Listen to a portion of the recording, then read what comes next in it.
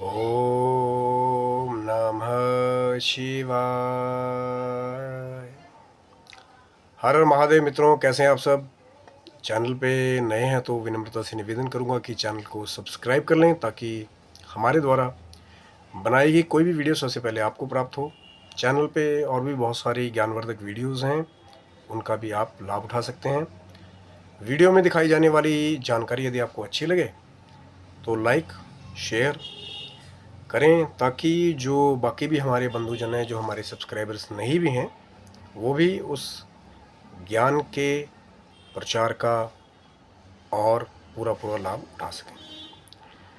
मित्रों, आज बात करेंगे उनकी जो स्वयं विघ्नहर्ता हैं, स्वयं सब विघ्नों को टालने वाले हैं और कहीं ना कहीं भोजन भट्ट भी हैं कि बड़े बड़े लोग ये कहते हैं कि अगर उनको खाने पे आमंत्रण देना तो भैया बड़ा सोच समझ के आमंत्रण देना चाहिए, जब आपके अंदर भाव ना हो, क्योंकि भाव के लिए तो फिर वो एक इतना सा भी आप चढ़ा देंगे तो बड़े प्रसन्न हो जाते हैं।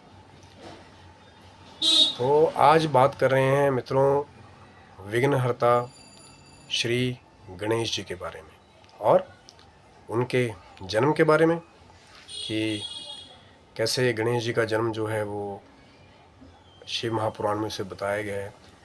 बहुत सारी जगह पे एक अलग अलग, कई बार हम पढ़ते कुछ हैं और हमारे को मिलता कुछ है, क्योंकि अलग अलग ग्रंथों में, अलग अलग शास्त्रों में, अलग अलग कवियों के द्वारा अलग अलग चीज़ें बताई जाती हैं। लेकिन आज बात करेंगे शिव महापुराण के बीच वर्णित गणेश जी के जन्म की कथा के बारे में और जो रुद्र संहिता के बीच में कुमारखंड में गणेश जी के जन्म की भी कथा आती है। लेकिन एक थोड़ी सी मन को ये एक, जब हम एक किसी ग्रंथ को पढ़ते हैं तो कई जगह मैं देखता हूँ कई पंडित जी ये बताते हैं कि गणेश जी का जन्म जो है वो दोपहर का, कई लोग बताते हैं कि पूजन करें जो दोपहर को करें। लेकिन जो गीता प्रेस गोरखपुर के मान्यता प्राप्त महाशिव पुराण में लिखा हुआ है, मैं सिर्फ वो बात बता रहा हूँ कि उसमें गणेश जी का जन्म का जो समय है वो भाद्रपद मास की कृष्ण पक्ष की चतुर्थी तिथि, यानी जिसको हम चौथ कहते हैं, को रात्रि का पहला पहर के समय जब चंद्रमा का उदय हुआ तब शिव जी ने उनका जन्म बताया। और जो गणेश चतुर्थी का व्रत आता है उसके बीच में भी यही चीज़ शिव जी ने बताई कि आप दिन में जब भी चौथ की तिथि आए, वो खास जैसे भादों की जो गणेश जी के जन्म का टाइम बताया गया, तो आप मूंगे की या मिट्टी की मूर्ति बनाकर दिन में उसकी प्रतिष्ठा करके आप पूजन करें।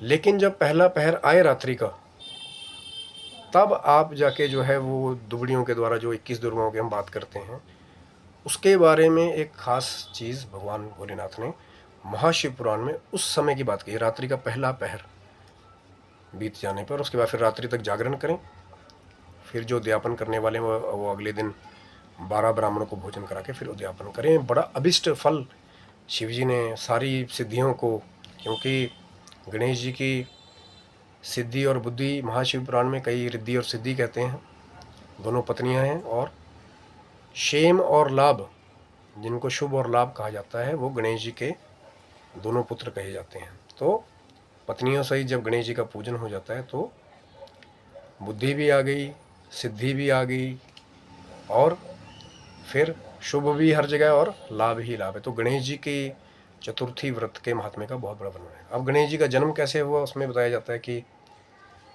जब जो माता रानी की दो सखियां कैलाश पे थी, जया विजया, जो माँ के साथ रहती थी जगदम्बा जी के साथ में, तो कई बार उनको ये लगता था कि भाई जो शिव जी के गण हैं वो शिव जी की ही आज्ञा का पालन करते हैं। और इसी बारे में जया विजय ने माँ जगदम्बा को कहा कि शिव जी के जितने भी गण हैं, चाहे वो नंदी है, भृंगी है, हमारी सेवा करने की उनकी ड्यूटी लगी हुई है कि माँ जगदम्बा की आपने भी सेवा करनी है। लेकिन कहीं ना कहीं अंततः वो जो शिव जी कह देते हैं वही करते हैं। तो हमारा भी कोई गण होना चाहिए जो सिर्फ हमारी ही बात माने। और एक बार हुआ भी ऐसा ही कि माँ पार्वती भवन के भीतर स्नान कर रही थीं, तो नंदी जी द्वार पे द्वारपाल थे और भगवान शिव जी वहाँ से आए। तो नंदी जी ने कहा कि माँ स्नान कर रही हैं, तो लेकिन डरा के धमका के भगवान भोलेनाथ ने उनको हटा के वो सीधा घर के भीतर चले गए। तो और माँ जो है लज्जावश हो गई माँ उसमें, कि अचानक ही भोलेनाथ भवन के भीतर प्रवेश कर गए। और कहीं ना कहीं फिर माँ को भी लगा कि हाँ, एक गण हमारा भी ऐसा होना चाहिए जो सिर्फ हमारा ही, जो मेरा ही कहना माने, अंततः उसको कोई भी टाल ना सके। तो लीलावश माँ ने, कहते हैं कि अपने जो चतुर्थी तिथि की जब बात करते हैं भाद्रपद मास की, तो माँ ने लीलावश अपने ही शरीर की मैल से एक बुत का निर्माण किया। वो तो स्वयं जगदम्बा है, और उसमें प्राण डालते हुए माँ ने फिर उसको एक सजीव रूप दिया, जिससे एक सुंदर बालक माँ के सामने प्रकट हो गया। उन्होंने कहा कि माँ आज्ञा कीजिए कि क्या मेरे लिए आदेश है। माँ ने कहा तुम मेरे पुत्र हो, आज के बाद सिर्फ मेरा ही कहना मानोगे, और जब भी मैं तुम्हारे को जो कोई काम कहूँ किसी दूसरे को मत करने देना, कि मैं द्वार पे आपकी ड्यूटी नियुक्त कर रही हूँ कि आप मेरे द्वार पे रहें। ये छड़ी एक माँ ने शक्तिशाली रक्षा के लिए उस बालक को दी, और द्वार पे खड़ा कर दे कि कोई भी आए कि मैं स्नान करने के लिए जा रही हूँ, तो आप उसको अंदर मत आने देना। अब गणेश जी जो हैं वो माता की आज्ञा प्राप्त करके द्वार पे खड़े हो गए। कथाएं सब जानते हैं ज़्यादातर, और बड़ी प्रचलित कथा है। तो लीलावश भगवान भोलेनाथ जी उसी समय वहाँ प्रकट हो गए। तो गणेश जी ने मना कर दिया कि महाराज आप कहाँ जा रहे हैं, कहाँ जाना चाहते हैं, माँ भीतर स्नान करिए, माँ की आज्ञा नहीं है, आप अंदर नहीं जा सकते। आप हैं कौन? क्योंकि गणेश जी तो देखा नहीं था शिव जी को उन्होंने। तो भोलेनाथ ने कहा कि मैं स्वयं शंभू भोलेनाथ हूँ, आप मेरे मार्ग से हट जाइए, आप मुझे नहीं जानते। पर गणेश जी ने अपना हट नहीं त्यागा। फिर रुद्रगणों को शिव जी ने कहा कि इसे हटाइए बलपूर्वक, तो वो भी नहीं हटा पाए। सबको गणेश जी ने मारा फटकारा, क्योंकि स्वयं वो जगदम्बा के अंश से उत्पन्न हुए पुत्र हैं, तो शक्तिशाली भी थे। और फिर ऐसे ही द्वंद्व युद्ध चलता रहा। बहुत कोलाहल होने पर कहते हैं कि सब देवता भी वहाँ आ गए, और गणेश जी ने जब अपमान करना शुरू कर दिया अपने बड़े देवताओं का, अपने से बड़े देवताओं का, तो फिर शिवजी ने क्रोधपूर्वक लीलावश होकर के फिर अपने त्रिशूल के द्वारा गणेश जी के मस्तक को विहीन कर दिया। अब कई जगह कथा ये मिलती है कि एक बार सूर्य देव को भगवान शिव जी ने मार दिया था किसी लीलावश। तो जो कश्यप मुनि हैं उन्होंने श्राप दिया था शिव जी को कि जैसे मैं आज मेरी संतान को आपने मारा है, मैं पुत्र मोह से दुखित हो रहा हूँ, तो एक समय कालांतर में आपको भी अपने पुत्र का वध करना पड़ेगा। पर वो तो लीलाधारी हैं, लीलावश कोई भी ऋषि मुनि या कुछ कहते हैं, तो एक लीला छुपी हुई है। तो शिवजी ने मस्तक विहीन कर दिया गणेश जी का। माता जी क्रुद्ध हो गई, और माँ ने अपनी योगिनियों को प्रकट करके, असंख्य शक्तियों को प्रकट करके वहाँ प्रलय मचानी शुरू कर दी।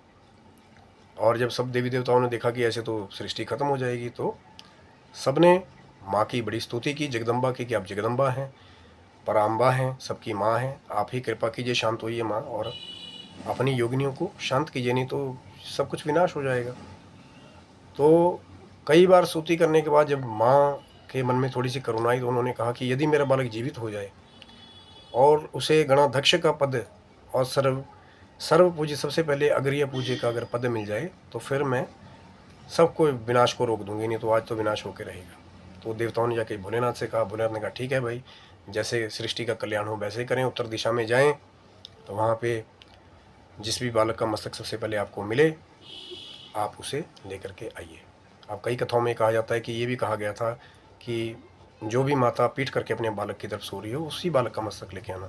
तो रुद्रगण गए, उन्होंने सबसे पहले उनको हाथी का मस्तक मिला। इससे भी जुड़ी एक कथा है कि वो हाथी का मस्तक किसका था, शिव पुराण में उसका वर्णन है। वो वीडियो बहुत लंबा हो जाएगा, शायद उसका बाद में बात करेंगे कि वो किसका मस्तक था। तो गज का मस्तक उन रुद्रगणों को मिला, वो गज का मस्तक लाए, शिव जी को दिया।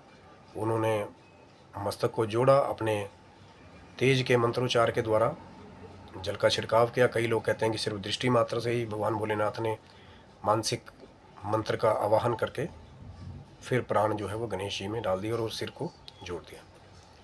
तो ऐसे गणेश जी गजमुख बन गए, और सब देवताओं ने फिर आशीर्वाद दिया ब्रह्मा विष्णु महेश ने कि सबसे पहले आपका ही पूजन होगा, उसके बाद हमारा पूजन होगा, तो ही सफल माना जाएगा।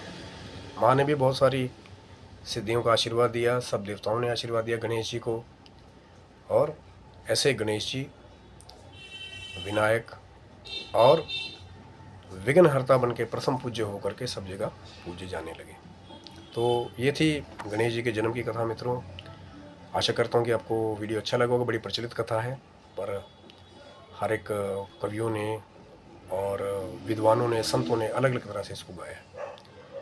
तो वीडियो अच्छा लगा तो लाइक करें, शेयर करें, सब्सक्राइब करें। और आशा करता हूँ कि गणेश जी की कृपा आप सबके पर बनी रहे। आपके जीवन में जो भी विघ्न हैं उनको गणेश जी दूर करें और आप निरोग्य और आरोग्य होकर के अपनी उन्नति के पथ पे आगे बढ़ते रहें।